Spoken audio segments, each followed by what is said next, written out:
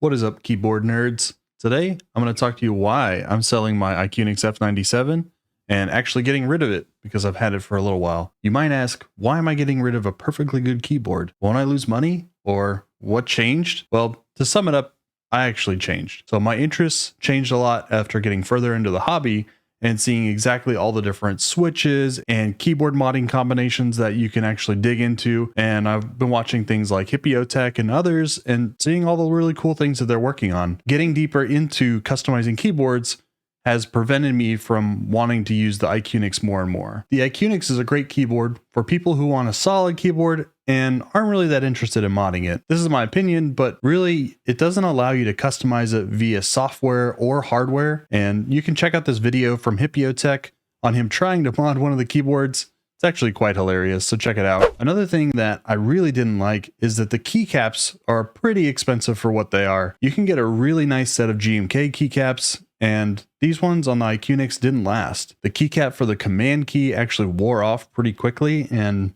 I didn't really use the IQUNIX that much. The IQUNIX keyboards are a great starting point for me, but now I understand all the different ways that you can customize them. So you can customize them exactly to your liking by switching the switches or using different foams or swapping the firmware to be a different type of layout. Right now, there's actually a lot of different ways that you can get into keyboards for pretty cheap because a lot of people are selling off all their excess, especially with all the group buys that they got into during the pandemic. Take this keyboard, for example. It's tiny. It's awesome. It's like really cheap to build one of these. It's a minivan keyboard and it's a 40%. And you can see this keyboard doesn't have any numbers. So you have to use little modifiers or other keys to activate different layers on the keyboard, which I found really cool. I thought this was a different way to have a smaller form factor on a keyboard and do some nice little modifications and macros. Furthermore, I have a keyboard that I can tweak and modify so I can swap the switches whenever I want to with a hot swap board or just desolder them and change them out. I can change the keycaps to a different material, or I can change the color scheme. Like I mentioned before, I can also change the layout, and so I can have different layers for different keys and customize it exactly to how I want a keyboard to behave for me. I'm not telling anyone not to buy an IQUNIX, but you should consider exactly what you're getting into and how far you want to get into the keyboard hobby. If you want to pick up something cheap and figure out exactly what you like in a keyboard, there's a lot of things you can pick up on the mech market off of Reddit